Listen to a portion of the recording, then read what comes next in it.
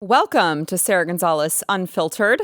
Happy Monday. Hope everyone had a fantastic weekend. I did, because I got new shoes. And they are, if we could get the shoe cam, maybe, perhaps. Yeah, look at these. Oh, yeah. Oh, yeah. Thank you. Thank you. Oh my God, thank you. I have to keep my shoe game on point because now you can actually see them. So thanks to my husband for those. So we've got a ton of wild stuff to get into, including Kristi Noem killing her dog. I'm going to talk to my panel about that today. Sorry, not just dog, but puppy. Killing her puppy and like bragging about it. Wild stuff. But first, I want to, this has been weighing kind of on my heart all weekend when I saw it. And I just wanted to talk about this video that you may have seen. It went viral over the weekend on the platform formerly known as Twitter, in which a young woman who is holding a small infant talks about, apparently this is like a new thing that people are talking about, why they broke up. And so she's talking about why she and her partner broke up. Here is that video if you missed it. Normalize posting why you broke up on the internet. I was struggling with postpartum depression 2.5 weeks after giving birth. So my partner thought that I was asking for too much when I was asking him to be home and spend time with me and love his son and be there for me. But because I wasn't doing the dishes or doing the laundry or making him food, I wasn't a good enough partner and I was asking for too much. And he didn't want to do things like boyfriend girlfriends do. Like he didn't want to snuggle or cuddle or like love me or tell me that I was beautiful or tell me that he was proud of me. So he kicked us out like 3 weeks postpartum. And my baby is 9 weeks postpartum today. And if he sees this or if his friends see this, you know that I'm right. You know that's exactly what happened. I have the most beautiful son, but I'm still postpartum depressed. I'm still struggling. So I hope he's happy. Now, I know that we are kind of like in the habit of dunking on the left all the time, but I just really like that video just made me really sad. It just kind of broke my heart. And I that's all I said. That's all I posted. Okay. I literally just said, this makes me sad. I wish I could find this woman and give her a hug. And the amount of like negative, mean responses I received just from saying this is sad was kind of shocking to me. There was one that was like, come on, Sara, what do you believe all women now? You handled the Trevor Bauer accuser so great and now you just believe all women. And, there's like, well, that's what happens when you spread your legs before marriage. Should have thought about that first. And I feel like we are losing our humanity a little bit. Like, look, I know she has a nose ring. She looks like she's probably a giant liberal. I am sure that there is more to the story, okay? I'm sure that she shares some responsibility for whatever the full story is. And clearly, she didn't make the best choices in life because she just had a baby out of wedlock. I got it. But you have a woman who she just had a baby, right? So regardless of the circumstances, she just had a baby. And this is now a broken home because she is no longer living with the baby's father. She is now off on her own with the baby. So that in and of itself is sad, okay? She says she has postpartum depression. And you know what? She sounds very unstable. So I believe her because postpartum depression is a very real thing. A woman's body goes through insane, very quick hormonal changes right after giving birth that can cause all sorts of problems. Plus, if you have a baby who doesn't sleep, that just compounds the issue. Trust me, I know from personal experience how bad it is when you are going through serious sleep deprivation. I didn't have postpartum depression with either of my boys, but I remember going to one of my postpartum checkups where they ask, how are things going? They kind of give you like a postpartum screening, postpartum depression screening. And both of my boys were very, very difficult, very complex newborns and infants. And after my older son was born, I remember just being so sleep deprived and just so tired. And, you're going through the hormonal changes. And I remember, I couldn't get him to stop crying and nobody could tell us why. And I was so frustrated because I didn't understand what I was doing wrong. And did I mention I was just incredibly exhausted all the time? And, my doctor's over there screening me for signs of postpartum depression. And she's like, "Are you depressed?" And I remember I just started crying. And I was like, I'm not depressed, but I am just so tired. And if I could just get some sleep, I feel like I would be okay. But I'm just so tired. And I say all that to say, like, the changes that your body goes through are very real. So I feel like we should give this woman a little grace that even if she has contributed to the problem that she now faces, a young girl who admits she has postpartum depression, who is managing a child by herself, is sad. And it's also just not a good situation for the baby, by the way. And I just hate to think that we're living at a time that we can't just have empathy for someone who's going through something painful, even if they perhaps maybe contributed to the problem. But here's the other part of the discussion that bothered me so much. And it's something that I really want to ask you guys, the audience, to weigh in on. Okay. There were a lot of people who blamed the girl for having a baby out of wedlock. This is your fault. Shouldn't have spread your legs. Right. Got it. It's not something that we should be promoting. And in fact, by the way, we should be having constructive conversations as a society about how that is not something to emulate. You should not do that. That is a path to destruction. We should be telling society that the path to success is to choose the right partner, get married, and have kids in that order.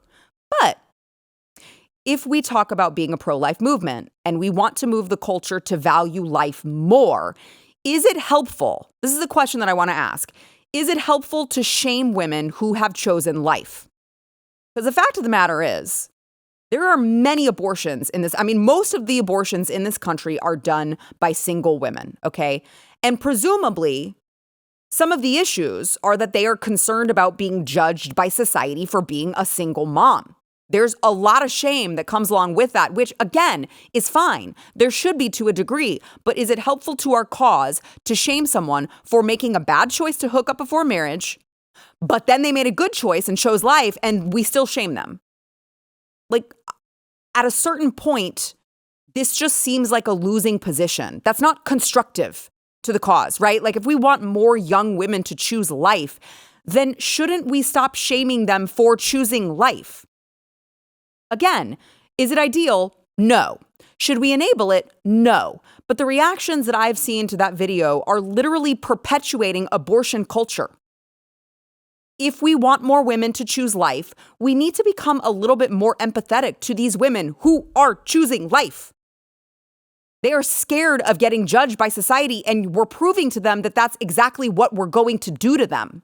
And it just, at a certain point, feels mean-spirited and destructive to this cause to do it once the baby is already there. Got it. She's living the consequences of spreading her legs before. Did you see her? She's living the consequences of spreading her legs before marriage. I don't think that she needs anyone to tell her she should have done it differently. I think she's realizing that right now. But if she's just going to get a bunch of people shitting on her on the internet, now that she has actually had the baby and chosen life, we're just never going to win that argument. It's just, I've thought about it all weekend after I saw that. And I really would love to hear you guys. I want to hear from you in the comments, or you can, call our welfare check number. But where is the line in this national conversation where if we want less abortion and if we want the culture to move to a more pro-life culture, at what point does it become counterproductive and destructive to shame a woman for having a baby out of wedlock and choosing life? I would love to know what you guys think. Now, that being said, when we come back, I have absolutely no problem shitting on and shaming Kristi Noem for bragging about killing her puppy. Yes, you heard me correctly. What the hell? More on that when we come back. First, I'm so happy this segment is sponsored by Preborn. And as Mother's Day approaches, I want to highlight for you an organization that you want to talk about caring deeply for mothers who are choosing life. That is Preborn. They have this network of clinics that exists exclusively to offer love, life, and support to pregnant women who are feeling scared and alone. They're feeling like they might be judged if they have this baby out of wedlock, and they're being pressured to make the ultimate choice. One that will not only sacrifice the life of their baby, but will also take a piece of their heart, even though the left is lying to them. These mothers regret this decision that they are forced and pressured into. And when a distressed mother comes to Preborn, she's actually going to be welcomed with open arms and is offered a free ultrasound to see and hear that baby inside of her. And that is oftentimes when they realize, oh my gosh, the left has lied to me. This isn't a clump of cells. This is a baby. And it is up to me. God has entrusted me to nurture this baby. And so once that happens, she ultimately usually ends up choosing life for her baby. So this Mother's Day, you can help bring life to both a mother in need and an at-risk baby. One ultrasound is only $28. 5 ultrasounds are $140. Every penny goes towards loving mothers and babies as well. And when you become a monthly sponsor, you get to actually receive pictures and stories of the lives that you helped to save. This is a very, very worthy cause. So however much you feel comfortable donating securely, you can do so over at preborn.com/Sara. How many babies' lives can you save over at preborn.com/Sara?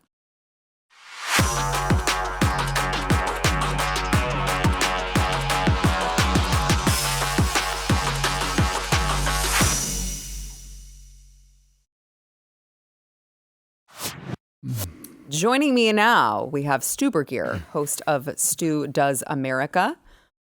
There he is, That's along with Pat Gray, host of Pat Gray Unleashed. You can find both of those on The Blaze, of course, or wherever you get your podcasts. Make sure that you are subscribed to these gentlemen. I am so glad you guys are here. Perfect timing to talk about Governor Kristi Noem. Okay, this is, I legitimately, when did this break? Like sometime late Friday. And I was like, I missed it going into the weekend. So Kristi Noem just released a book, and it's called No Going Back, The Truth on What's Wrong with Politics and How We Move America Forward. And actually, I think it's not even available yet. Right, I don't think it's out yet. So she gave it, I guess, ahead of time. She gave it to certain news outlets. And so some of them received a copy. And apparently in it, she admitted to killing her 14-month-old puppy. Oh, also a goat, which I don't know, somehow gets a little bit less sympathy for me. But she had a dog named Cricket, she said, a wire hair pointer, about 14 months old, and that the dog had an aggressive personality and needed to be trained to be used for hunting pheasants. But I guess the dog didn't learn quickly enough. And so she said that she took the dog out and just assassinated it, just shot it in the head. So, there's someone on the grassy knoll. She was like, yeah. It was Kristi Noem in the back with the gun straight to the head. It's a very weird clue game. Mm-hmm. Yeah. Now, she did say that the dog was showing signs of aggression, I said, but she said, I hated that dog, and that Cricket had proved herself untrainable and dangerous to anyone she came in contact with, and less than worthless as a hunting dog. Aww. So at that point, she realized she had to put the dog down. Why would you admit this in a book that you wrote about yourself? Why? Knowing what she knew or should have known about, Mitt Romney put his dog on the roof of his car and got raked over the coals for it. Why did you think that assassinating your dog was going to be a good look at the same time, by the way, that there are talks about you being the vice presidential nominee? There's literally no way that happens now. There's a bunch of parts to this, which I think are fascinating. First of all, the decision itself, right? Like, we've all had dogs that are a little rambunctious. I guess this dog attacked a bunch of chickens. Now, of course, you're training it to hunt animals. So, what do you think it's gonna do if it gets around chickens? Kind of on you to not let it escape to attack your neighbor's chickens. Right. But I guess she really didn't like the dog. And like, there are cases where you have a really aggressive dog, and like, especially when they attack humans. Like, we all know that there are cases like where a dog is put down after something like that. Usually humans, though, and usually after a long struggle with trying to train them. Right. And of course, not done in the backyard, a gravel pit with your own weapon in front of a bunch of construction workers, which is just a very strange thing to do. Now, some people have pushed back and said, look, you don't understand farm life. And it's true. I do not. Okay. I grew up in Connecticut. I was born in New York. I do not understand farm life at all. So like, I don't know. I know weird stuff happens on the farm. I don't want to know what's going on the farm. It seems like a crazy life. But to me, this is not normal farm life, right? Like, this isn't like, I don't know. Like, this isn't like your horse broke its leg and you have to put it down because there's no way that you can save it. Which, by the way, she then admitted to doing that 3 times over the past month. So she's also She just really likes killing animals. And the goat. Yes, right? and the goat. And like, the sad end of the story was like, her daughter came home and like, where's our dog? It's like she killed it in a gravel pit in the backyard. So all that is like step one on this. But you hit I think the more, like, I don't know, like her defense was, well, it's legal in the state. Okay, all right, well, fine. It's legal in the state to shoot your dog if they're aggressive. But like beyond that, this is not opposition research. This is not something that came down, leaked by the Daily Beast. This is in your own freaking book. And it's just impossible to, like, there are 2 different types of candidates right now going for the VP for Trump, right? 2 different models, okay? You have the, let's call it the Mike Pence model, right?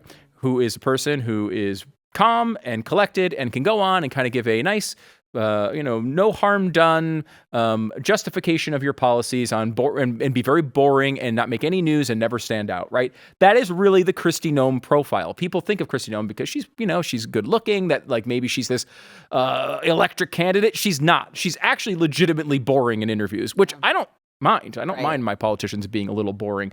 But she's not Vivek Ramaswamy, J.D. Vance style of VP, who's going to be like, I hate to use it in this kind of sense, but an attack dog on media. That's not who she is, right? She's someone who kills the attack dogs. Apparently. So she's the type of person who's supposed to be calm and like hold everything together and not make news. And then she's got other issues that have been discussed at length. But then this is like, how would you not know? The American people don't like their dogs shot.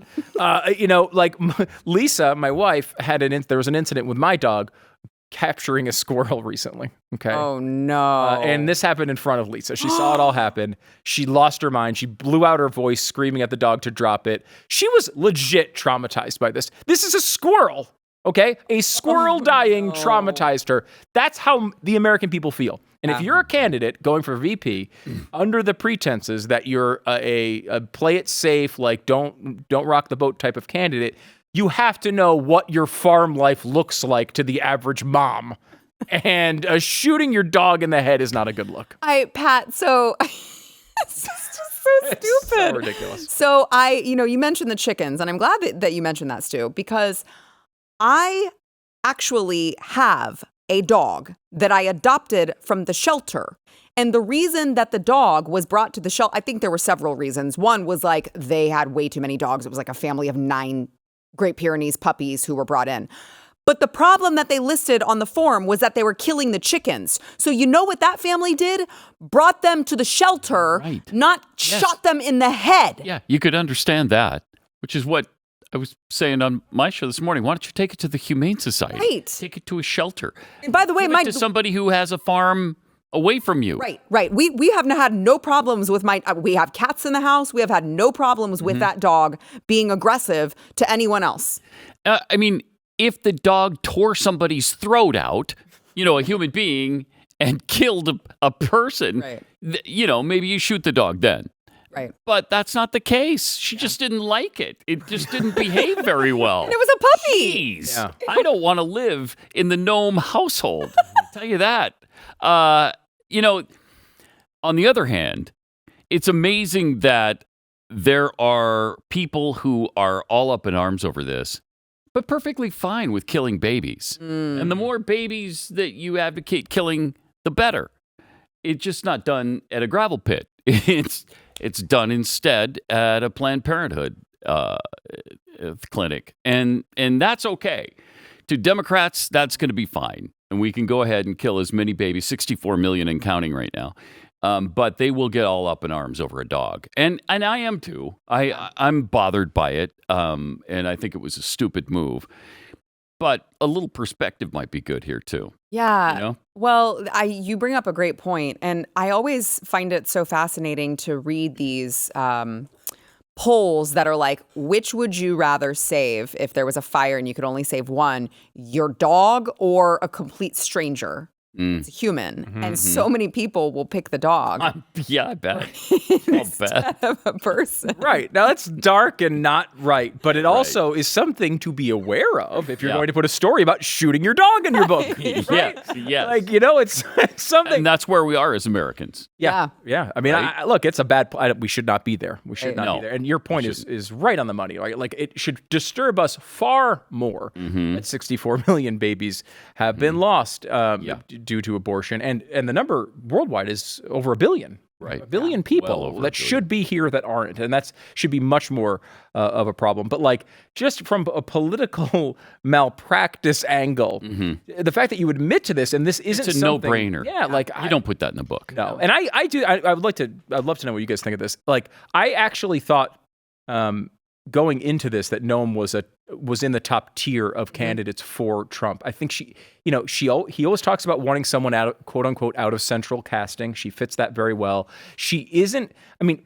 we've had her on 20 times. I generally like her. I mean, like, I think, she was great during COVID. She was probably the most popular governor in America on the conservative side during the COVID period. She had some falling off after that, but generally speaking, like, I think she's fine. And she is the type of person that can go on and do an interview about a topic, unlike, like, let's say a Sarah Palin, who would struggle with areas that she didn't know and kind of sound like she's not like that. She's a strong politician. She knows what she's doing in that realm. Yeah. And then you see this, though. I really do think that this ends her VP consideration. I can't imagine Donald Trump picking her after this. Do you guys agree with that? Oh, yeah. Yeah. Yes. Although sometimes he surrounds himself with, like, the worst picks that I'm like, why would you pick that person that I'm like, oh God, please don't make this be the part where he's like, you know what? Yeah. Kristi Noem would be a great VP. I'm going to go with her. So please don't do that. But do you think in this book, she seems to be very real and raw and truthful. Do you think there's a chapter about her extramarital affair? I think she knew politics well enough to not include that one. Interesting. That is interesting. Huh. I will say, we've worked on books with Glenn over the years, and know a lot of people who've written these books. There is an appetite from the publisher for your salacious stories. You can't just make it all fluff, or no one will buy it. I guess she chose to go with the dead dog story over some other stories you may have mentioned. And, she'd have been better off going with the extramarital affair, right? I mean, if there was a redemption I murdered arc, my maybe. dog. I think the other story's better. I think it's more sympathetic. Well, yeah, and the other part about the dog thing is it's not like, I learned a terrible lesson that day, that X, Y, and Z. I made a terrible mistake. It's like, this is me making tough decisions. I'll continue to kill your dog all day long. You want me to come over your house and kill your dog for you? I'll do it. Like, that's kind of the attitude of it. I like it. I'll take it right outside and put a bullet in its skull. Yeah, she's kind of that. Yeah, she's making it to say, I'll make tough decisions. Well, not all tough decisions are good decisions. Even if you're like, okay, what I did, I felt bad about this. I drove 100 miles away. I couldn't find a shelter. I just released the thing. I don't know what happened. That's a much better story than shooting your dog. Yeah. It is. Like in the head, right? Yeah. Okay, so to your point, I'll read a little bit of this response where, to your point, Stu, she just doubled down, which is just not a good idea. So she said on Twitter, I can understand why some people are upset about a 20-year-old story of Cricket, one of the working dogs at our ranch in my upcoming book. It's so old. You shouldn't even be talking about it. You put it in the book. Yeah. The only reason we know about this 20-year-old story is because of you. So, of course, then she goes on. The book is filled with many honest stories of my life, good and bad days, blah, blah, blah, blah, blah, blah, blah, blah.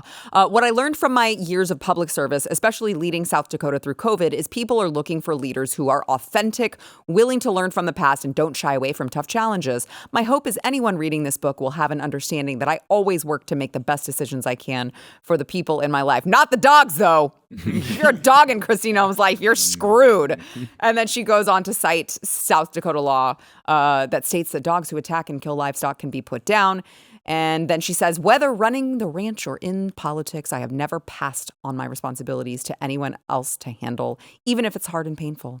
I followed the law and was being a responsible parent, dog owner, and neighbor. The dog would disagree. It's funny, too, like I've never passed on my responsibilities is the exact criticism of her in the women's sports, the trans women's sports issue that really hurt her with conservatives was that she kind of just passed the buck and said, oh, well, this isn't, the NCAA has all these rules and we have to take that into account. Right. It was interesting to see her that approach. Look, she's trying to, she's trying to raise her profile with this. It does not seem like it's going to work after this. And frankly, it does feel like that, like poor cricket, the VP chances are dead. That was R.I.P. a little harsher than I meant. R.I.P. cricket. All right, let's go ahead and take a quick break. We'll be back with more. We want to thank our sponsor, Birch Gold. So there's a common sense reason gold is pushing to all-time highs right now. Actually, there's several of them. The cost of goods continues to rise despite interest rate controls by the Fed. The national debt continues to skyrocket. And look, I'm just saying there should be like some red alarms going off. It's above 34 trillion now. So who knows when that house of cards is going to come crashing down, but it will. Okay. And we're in a presidential election year that's going to have massive implications on the future of this country, particularly if Sleepy Joe makes it he's not going to make it another 4 years, but if he gets elected for another 4 years. So there's a lot of instability and uncertainty. Might I suggest turning to Birch Gold Group to have them explain to you how you can diversify your savings into gold with Birch Gold. Okay, you can convert an IRA, just one that you have laying around. You can convert it into a tax-sheltered IRA in gold. It's not going to cost you a penny out of pocket. You need to just at least go get their free, no obligation information kit explaining how they can help you. You can do that by texting the word Sara to 989898. Just text the word Sara to 989898.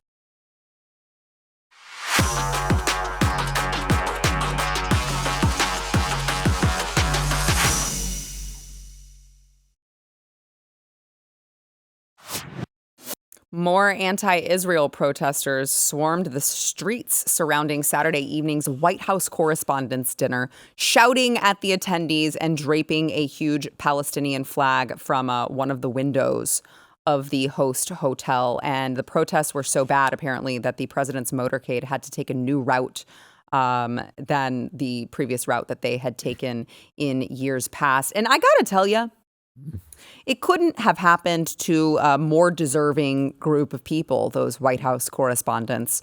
Not sure why this is still a thing that they do, but the protesters said they were there to protest media complicity in genocide, complaining that Palestinian journalists were being killed with full U.S. backing just for reporting on the situation in Gaza. Don't you hate it when the left, creates these little radicals, and then instead of, the radicals unleashing on the right, the radicals just unleash on the left because they've been radicalized and they don't like that the left actually is just faking it. They don't actually believe these things. They just like to push these narratives. And then they end up, protesting their own. Oh gosh, makes you so sad. So sad. Yeah, as Pat has said many times, he just loves it when liberals eat their own. Mm-hmm. And to pull the Pat Gray phrase out here, I think that is something we all enjoy at this time. I mean, they are reaping what they sow. Mm-hmm. Right? This didn't just happen. These people aren't just out there supporting the Hamas cause out of nowhere. They've been schooled by the exact professors, some of which, by the way, are getting the worst of these particular incidents on campus. And the fact that we're sitting here looking at this and watching all of this fall apart shouldn't be a surprise. Mm-hmm. Right? This is the culture that has been brought to liberal campuses across the country. I mean, you almost see it as they're we don't really like how out of control these have gotten, but this, colleges are a place where this is supposed to happen, and you're supposed to be able to protest and blah blah. Is it? Is it really what are you going there for? I thought you were going there to learn things and maybe become an upstanding member of society. And I will also just add this. The conspiracy theory that goes along with this is that the Jews control the world, this ultra-competent evil that the Jews apparently control across all populations. is supposedly something that's in existence, yet they are the worst I've ever seen at genocide. I don't know why they're so bad at it. They can't seem to get their stuff together. They've had this population living within their borders all of this time, and they just left them alone until they came across a giant fence they built to murder and massacre thousands of people. I don't know why they're so incompetent at this one thing after controlling the media in Hollywood this long, but apparently that's what we're supposed to believe. Yeah. Yeah, when you're trying to wipe out a population, dropping leaflets and telling them when you're going to do it and where they should go and how they get food is a really bad way to do it. I think that they don't understand what genocide really is. And so, if Israel wanted to wipe out the 2 million people in Gaza Strip, they would have done it in the first week. It'd be over. There would be no Palestinians left. They've been trying their damnedest to do this in the most humane way possible while taking out Hamas, because if they don't, this is just going to happen again. Yeah. And they know that because that's what Hamas has told them. So I can't understand how we're handcuffing them as, this administration is handcuffing them and not allowing them to finish the job. They should not finish until Hamas is completely destroyed. Yeah. I agree. We wouldn't stop if it was not. us. Of course not. Well, and I do feel the need to point out, I mean, there were American hostages that were taken. Yeah. And Yep. we don't hear, I mean, we should be taking that, I think, more seriously than we are. But so as the protesters are swarming the streets outside this White House Correspondents Dinner, of course, inside, there are a bunch of elitists, call themselves journalists, drink their drinks with their pinkies up and sitting around laughing at, all conservatives and Donald Trump and all this. So I want to play a clip of SNL.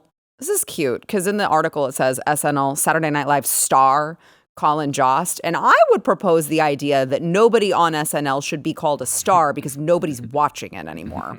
So I completely disagree with that. But I want to play Colin Jost roasting Donald Trump. Watch. But before I begin tonight, can we just acknowledge how refreshing it is to see a president of the United States at an event that doesn't begin with a bailiff saying, "All rise."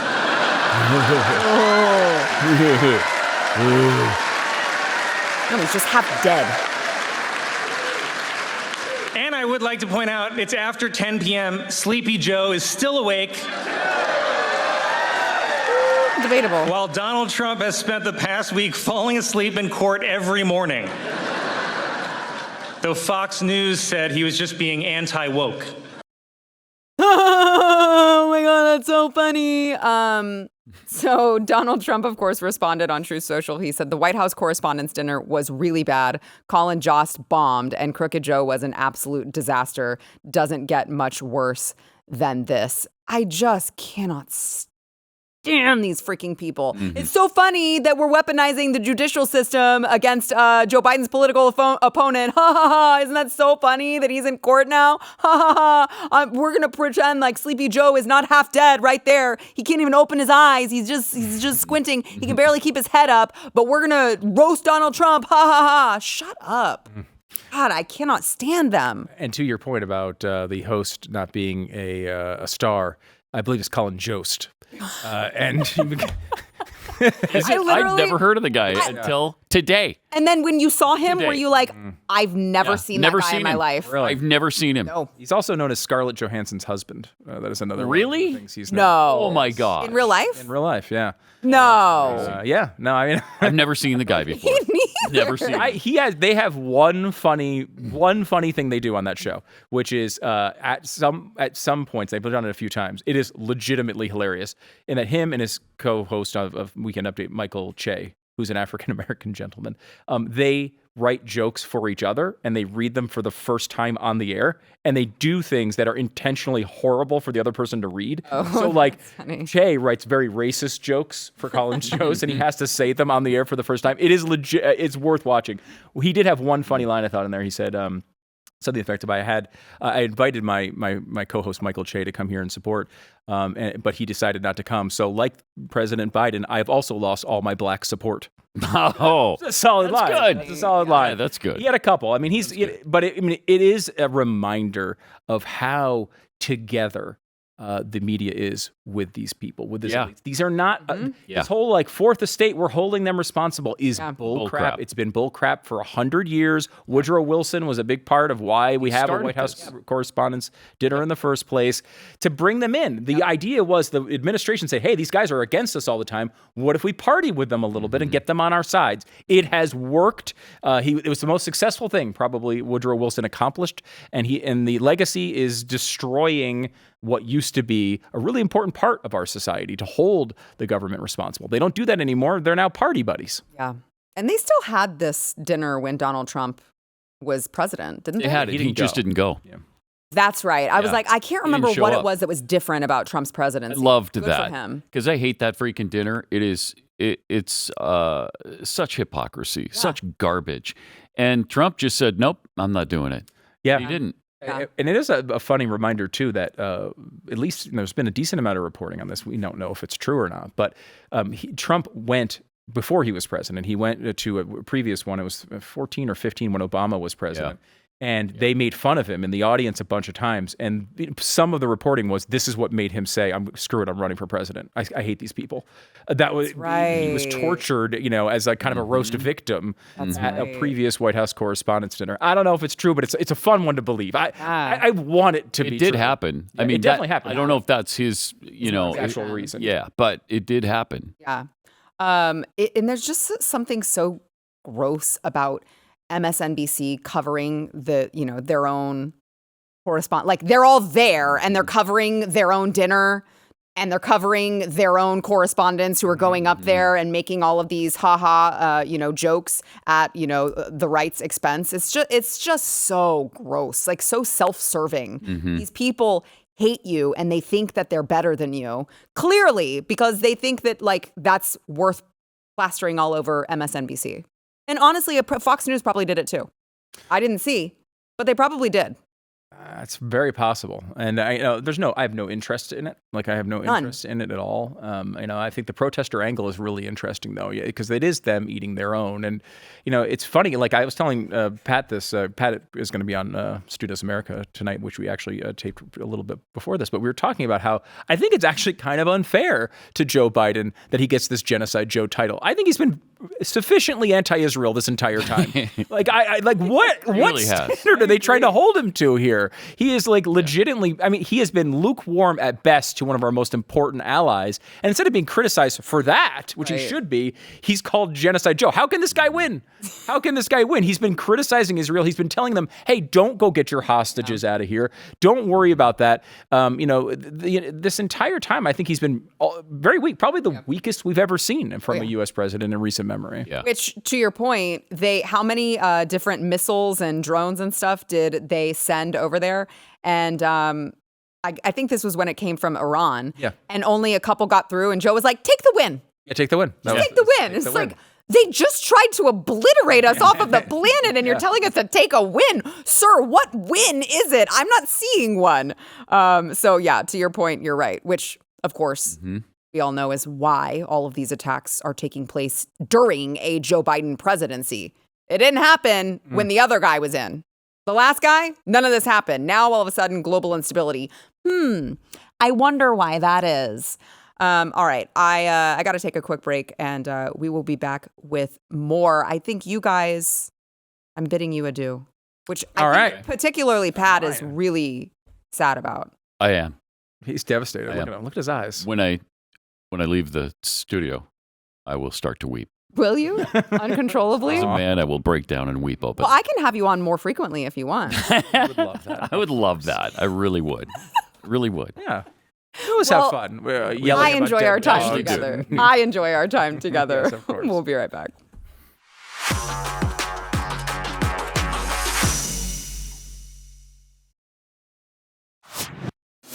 So my friend and also host of Primetime with Alex Stein is joining me today. Of course, Alex Stein. himself, the man, the myth, the legend. And I asked him to come on today because I saw a video of Alex over the weekend being assaulted by some pro-Palestinian protesters over in Austin at was it the UT Austin campus? Yeah. Okay, so I want to play that, and then I want to get the details from you, Alex. So let's watch Alex. Get the out of here. We're here at UT Austin, where I just got assaulted by transgender pro-Palestine people. I didn't realize gay for Palestine is actually real. But watch this video. Hey, can I ask you a question? In Palestine, aren't they mean to trans people? Aren't they mean to trans people? We're here at UT Austin, and trans people are out here protesting for Palestine, but don't Palestinians throw gay people off roofs? Hey, sir, can you please leave? Yeah, no, I'm just gonna hang out right here. Can anybody tell me do they do any pride parades? Get the out of here. Dude, what are you gonna he do knock about your it? You guys phone? are all He idiots. stole it. I had to grab it right there, and then watch. I get hit twice. They take me to the ground, and on this, it's about to happen. It was actually pretty wild. And then, of course, Brandon and Paige are with me. But then when this happens, they got a little nervous because there's so many kids, and they're all, I don't know, it's just a weird energy when you see all the kids like blocking with those blankets. Yeah. And then that's when it got really heavy. And him and I were about to square off, but I'm like, in football, the second guy always gets a flag, Sarah. So I knew if I punched him. Yeah, right. And so instead, I flipped the table, flipped the little table. Honestly, It's the best we're part. totally justified in that. Yeah. Gays for Palestine movement. I mean, look, you couldn't get in trouble for flipping the table because you had video evidence that they assaulted you, and all you did was assault their table. And I would imagine that you probably had some, you probably were bigger than all of them. I was a lot bigger, a lot stronger, and they're on like 10 different antidepressants. So, Right. their minds were all screwed up. But Eat a lot of soy. Actually, you probably I like do soy too. but it's not even that. But I am a little bit of a boxer. Like I was even thinking, I was like planning before. I was like, because this guy, I was like, I'm gonna pretend like I'm gonna punch him in the right, and I was gonna jab him in his nose. But then I just thought, I go, you know what? I don't want to get arrested. I don't want to get in any more trouble than I've already gotten myself into in the past. Just doing this stuff. So it is always better to be restrained than to, because I'm already antagonizing them a little bit, right? So let's just be Yeah, real. but I mean, you have every legal right. Of course. To do that, Oh, yeah. right? They're on campus making a scene, and they're mad. And listen, a little bit of me is actually empathetic to them because I'm anti-war. I don't really like war. But at the same time, these kids are so hypocritical. They're in Austin, Texas, in this great city, and they're worried about Palestine. Yet if they went over there in the Gaza, that was a transgender person leading that. They would not be accepted. So the same people that they're protesting, for, they wouldn't even be accepted in that country. So I just want to bring hypocrisy. I just want to call it the hypocrisy. Yeah. It's not even that I really like that there's war. I wish there was no war. Right. But these kids, they're channeling their energy in not a fruitful way, in my opinion. Well, also, they can't handle an opposing opinion, clearly. Oh, no. Did they, where did they hit, how did they get you on the ground? Where did they hit you? Well, two guys hit me. So one guy's grabbed my phone, so I'm kind of have my leverage, and then a guy hits me in the back, and I fall forward, right? Because I'm leaning forward, and then it's like he kind of pushes my back, so I went to my knees. And then immediately I got up and pushed him to the ground, and then I had to wrestle my phone away. But listen, and I'm going to Sacramento State tomorrow where they're having a Chaz autonomous zone set up. So I put myself out there. I kind of consider myself like a wartime journalist or something. I mean, that's this kind of the mindset that I have, that I know I'm probably going to get hit, but I just got to take it and try to be restrained. Alex, okay, I want people in the comments to tell me whether you agree with this. You would be a conservative hero if you pressed charges on every single one of these idiots who's assaulting you. It's against the law. I know, but this is the other thing is I've sued AOC. Just once again, I think I'm based in reality. Once you sue somebody, it takes a long time to actually get any sort of justice. You're not suing them. You just have them arrested. I know, Completely but I different don't process. even- And then I'm telling you, Alex, listen to this. I have a business model for you, okay? Yeah. Go there. Once they assault you, you behave legally, okay? Mm-hmm. They assault you, you call the cops and get them arrested, and then you tweet out their mugshots. Dude, everyone Sarah, would you love know you. me. I know, but Sarah, you know me, and I do want to be loved, but you know I'm a nice guy. I know, and I'm saying you're too nice because I would these feel people need to bad. be taught a lesson. But I would honestly feel bad because I know they're a dumb college kid. What? They just punched you. And they went to jail. I know, but I don't care. Somebody, punched me. I'm still empathetic to them. I know that sounds crazy. I know. And I'm not trying to say that I'm some bigger man, but yeah, me getting the cops involved, I back the blue, but I also don't like the cops sometimes. I don't want to get in the cop, But I just think it's so important for these idiots to be taught a lesson that you are not allowed to just assault people because you don't like what they say. Well, let's be serious. I like to joke around, and you are right, because I did get hit, I did get assaulted. But you know what's going to happen, Sarah? I've been to a lot of Palestinian protests. I've been to a lot of transgender youth rallies, and I know you've been to a lot of protests. And I think it was Christopher Wray even said that they've gotten threats, the Taliban, and something bad is going to happen at one of these. And I'm saying, and I swear, I hope and pray that nothing happens, but it's going to be 9/11-esque. I don't know what it is. I don't know what's going to happen. I can't foresee that, but I can just tell the energy that these kids have. They were so quick to hit me that they would be so quick to shoot a gun, blow up a bomb, or actually hurt somebody. And if you look at the parallels between 2020 and 2024, we're starting to see kind of similar Summer of Love vibes, but now they're protesting for Palestine. And then it could be a Palestine versus Israel protest in New York, and then they start shooting each other. I don't know. And then they say it's civil war. This is pure speculation. My point I'm trying to say is something bad is going to happen at one of these protests, and they're probably going, and it could be January 6 vibes, or maybe it's an agent provocateur that does it to make somebody look bad. Maybe they make Israel look bad by making an Israel person with an Israel flag shoot a Palestinian. Maybe it's vice versa.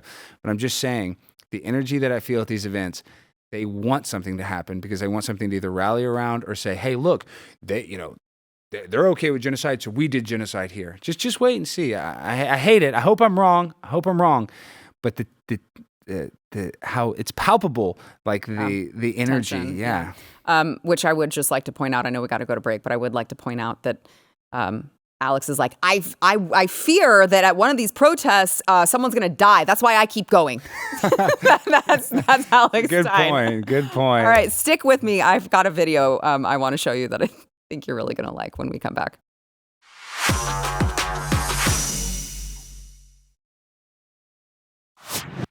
So Vice President Kamala Harris was apparently on the Drew Barrymore show called Drew. And I want to just play for you the most cringeworthy piece of media you are going to consume today for sure. Watch. I've been thinking that we really all need a tremendous hug in the world right now. Yeah. But in our country, we need you to be Mamala of the country. Stop. Oh my God. So the thing that actually bothers me the most about this clip is, why is she sitting so close to her? There's a huge couch and she is like very, very unreasonably, uncomfortably close to her guest. Why?